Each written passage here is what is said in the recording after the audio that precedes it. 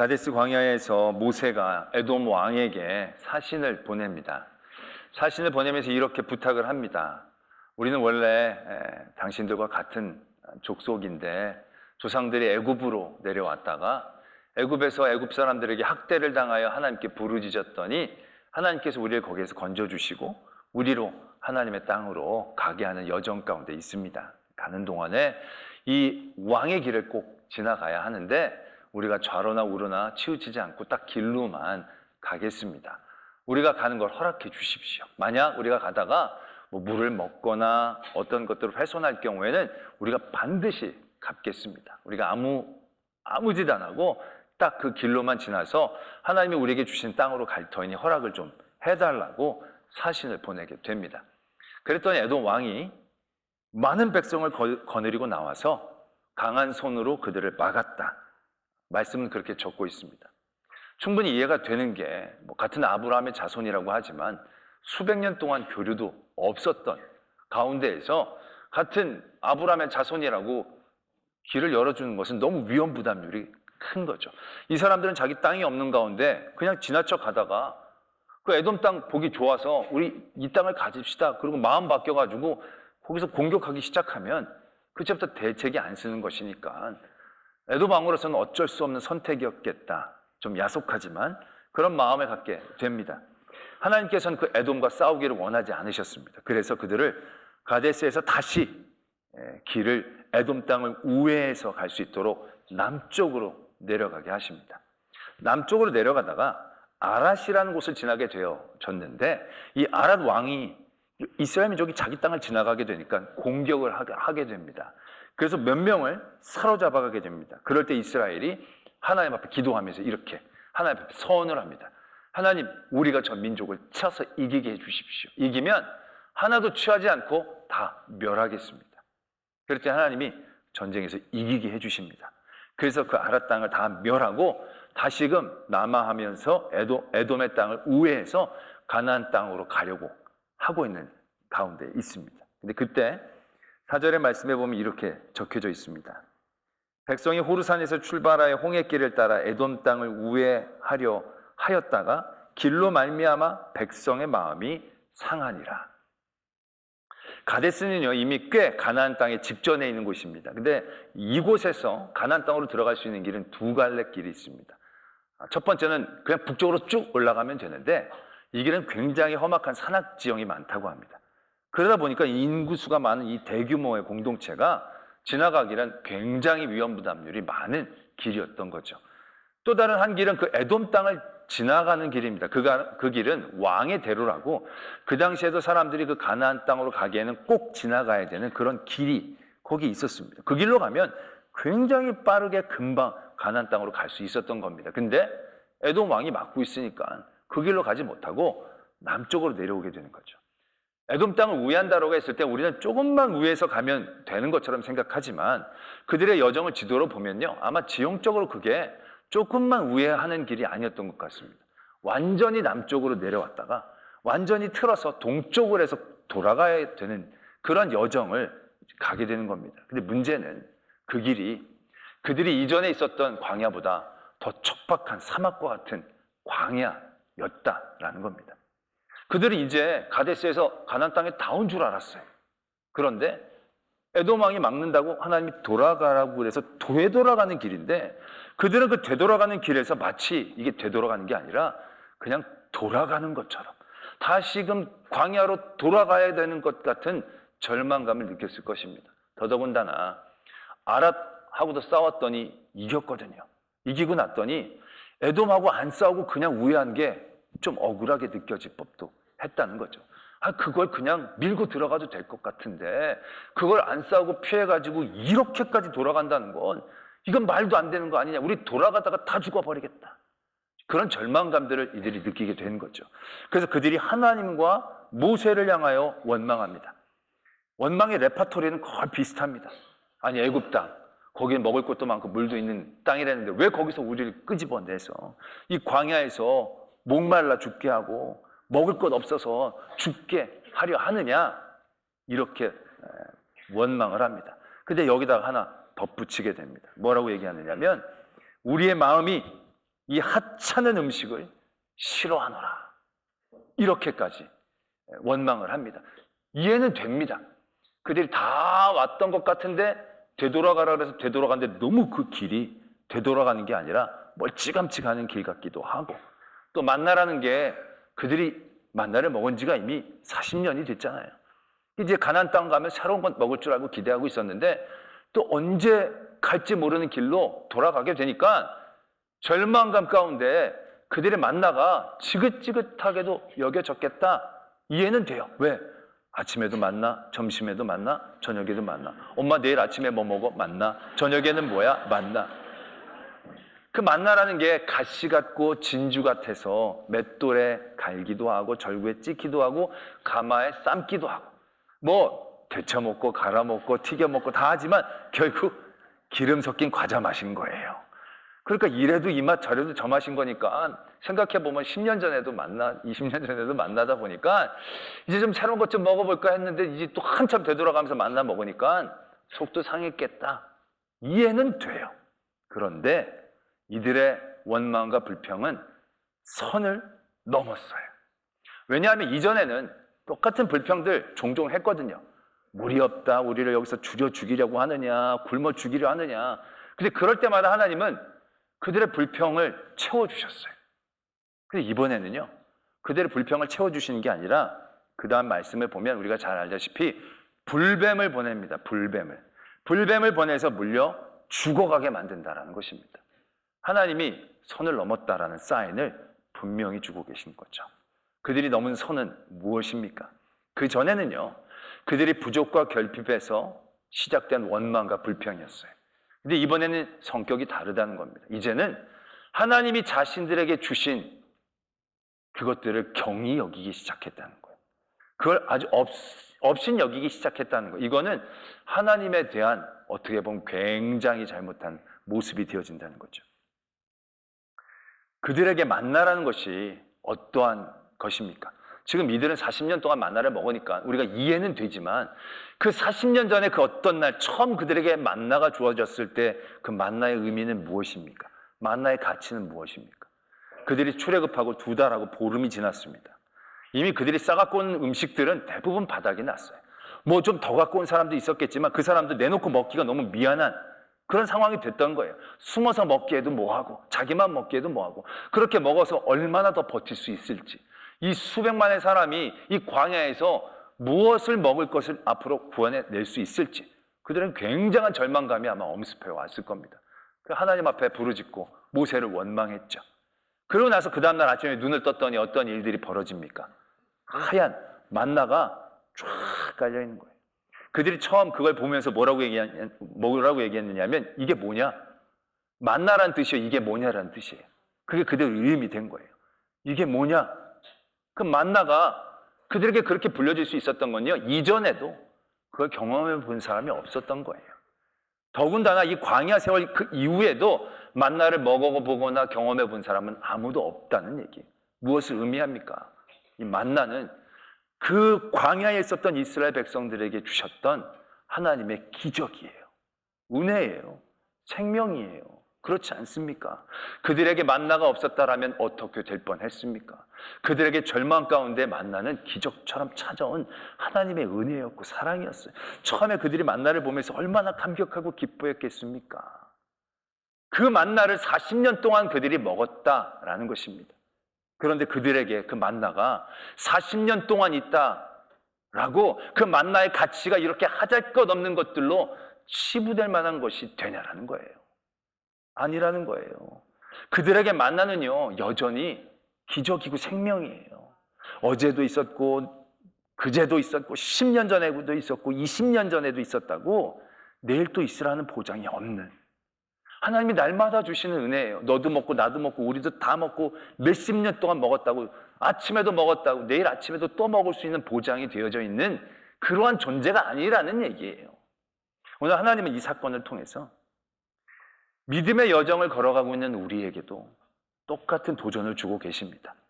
우리도 이러한 불평, 불만들이 생겨날 때가 많이 있을 겁니다.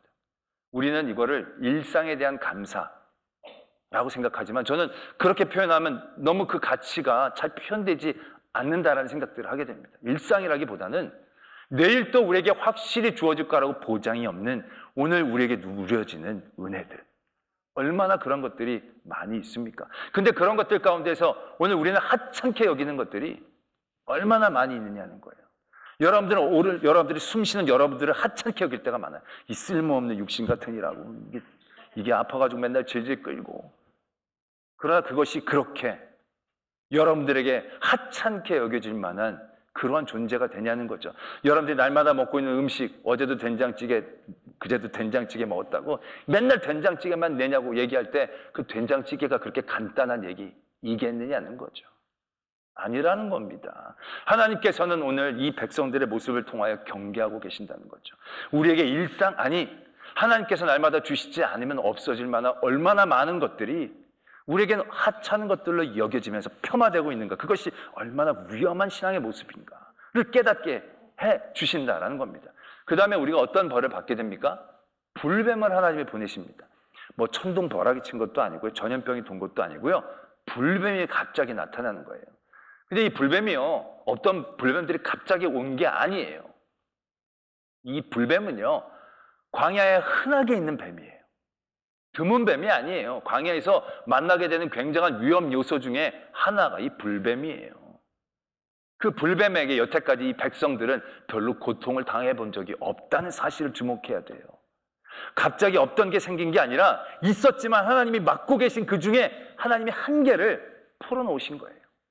한계를 내가 여태까지 막아줬는데 한번 너희들 경험해봐라, 막아주신 거예요. 그런 게 뱀만 있겠습니까? 거기 독충이 얼마나 많이 있고 얼마나 험악한 자연적인 환경이 얼마나 많이 있겠습니까? 광야에. 그런데 이스라엘 민족이 광야를 다니면서 고생한 건 먹을 거 마실 거가 대부분이에요. 춥고 덥고도 별로 없어요. 광야가 얼마나 춥고 얼마나 더운 데인데 그런 것으로 고생해서 죽겠다 뭐 하나님 원망한 건 없잖아요. 그건 무엇을 의미하느냐는 거죠.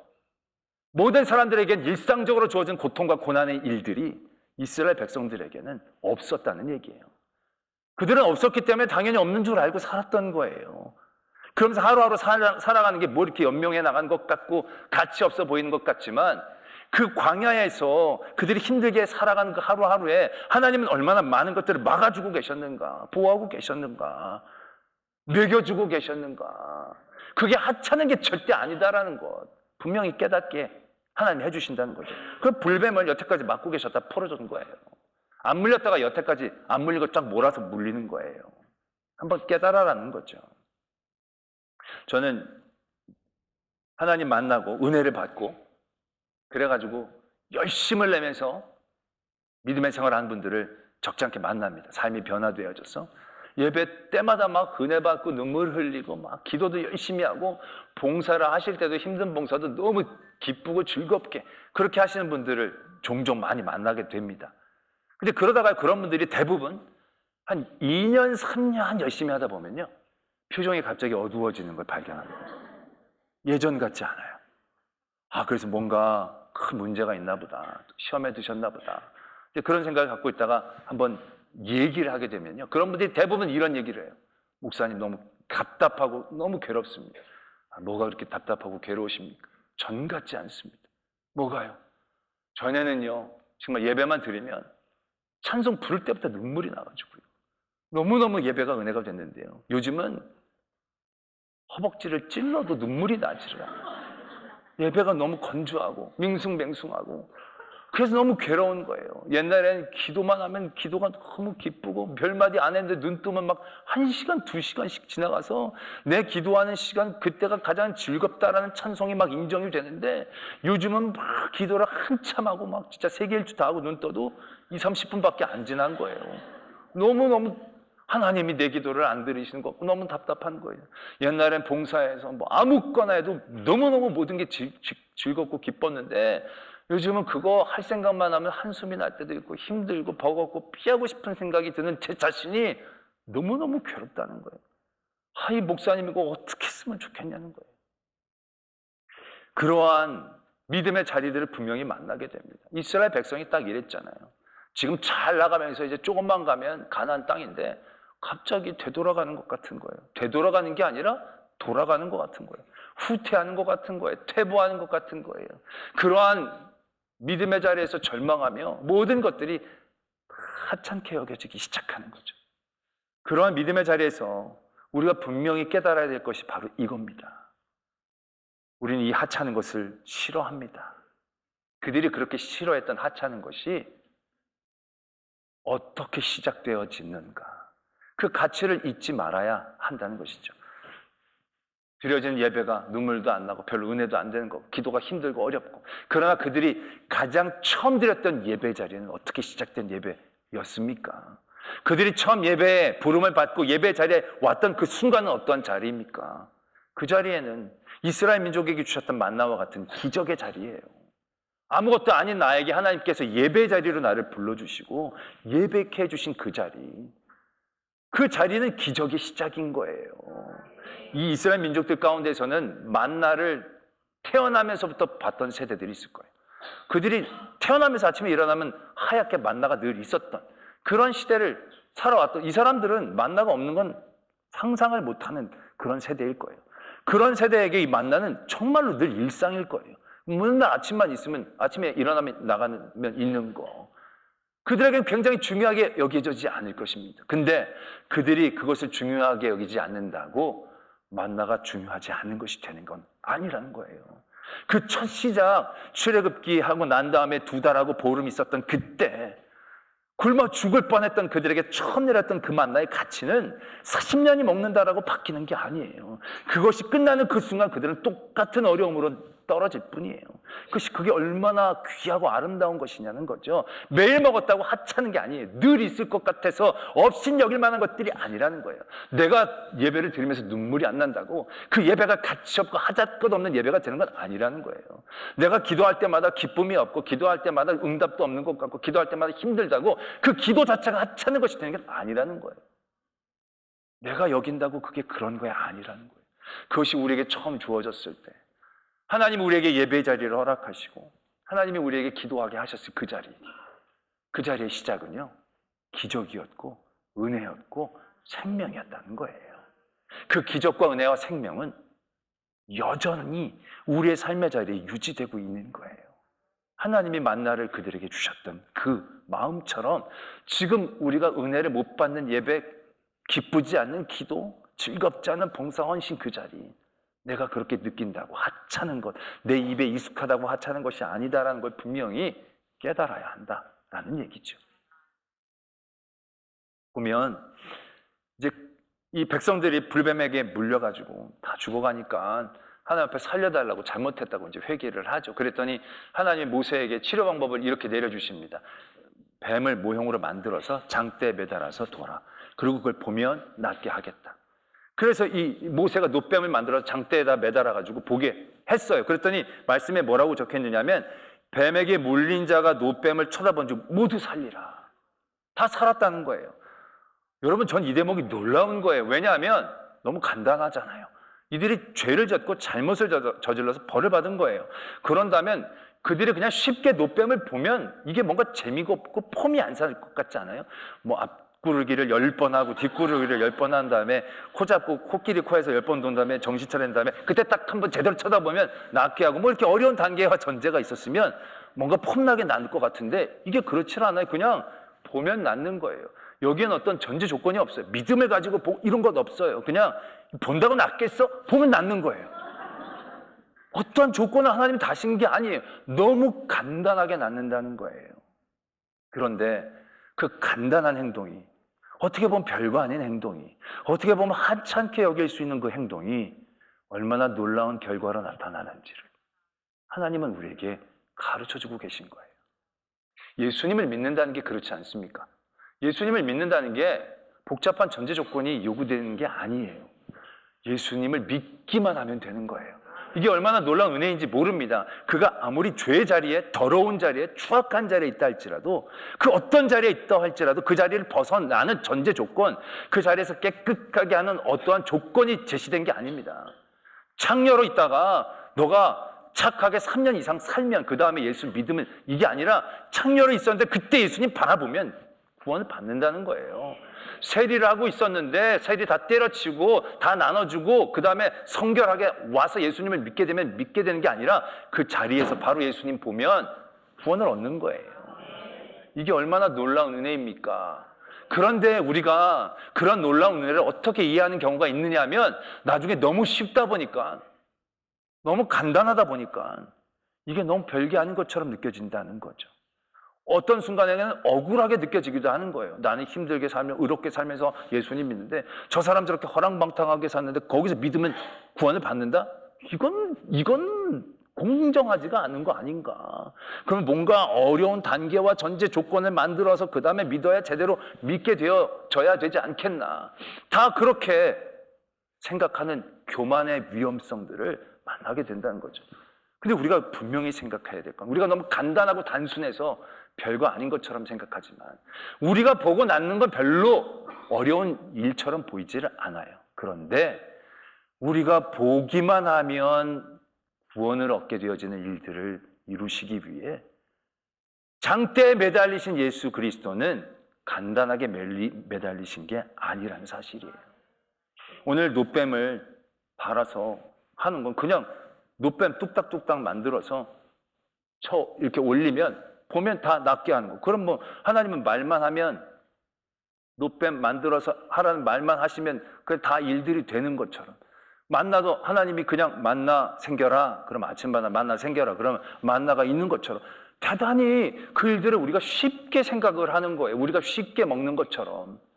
그러나 예수님이 우리에게 오셔서 우리가 예수님만 믿으면 구원을 얻는 그 쉬운 은혜의 길을 우리가 허락받았을 때, 예수님이 오시고 예수님이 우리에게 쉽게 은혜를 받게 하시기 위해 만드셨던 그 과정들은 절대로 쉬운 게 아니라는 거죠. 하나님이 이 땅에 직접 내려오셔야 했고, 우리 때문에 고난을 당하시고 고통을 당하시고 죽임까지 당하셔야 되는 그 어려운 과정들을 하나님이 다 겪으신 거예요. 그리고 나서 십자가에 달리신 예수 그리스도를 믿을 때 우리는 쉽게 얻은 거예요. 놋뱀도 마찬가지예요. 만나도 마찬가지예요. 그게 쉽다라고 생각하지만 우리가 받아먹기 쉬워, 하나님은 쉬울 줄 아니까 다 쉬운데 쉬운 게 아니잖아요. 우리가 어린 아이였을 때 말만 하면 밥이 떨어진 줄 알았잖아요. 엄마 밥 줘. 그럼 밥이 나오니까. 말만 하면 밥이 나온 것처럼 생각하고, 등록금 줘. 그럼 등록금이 그냥 떨어지는 줄 알죠.